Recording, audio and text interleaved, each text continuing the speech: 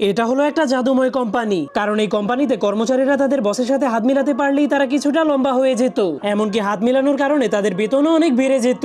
এরপর একদিন একজন নতুন মেয়ে সেই কোম্পানিতে ইন্টারভিউ দেওয়ার জন্য চলে আসে। তখন সে অনেক বড় একটা দরজা খুলে তার বসের কাছে চলে যায়, কিন্তু তার বস তার চাইতেও হাজার গুণে বড় ছিল।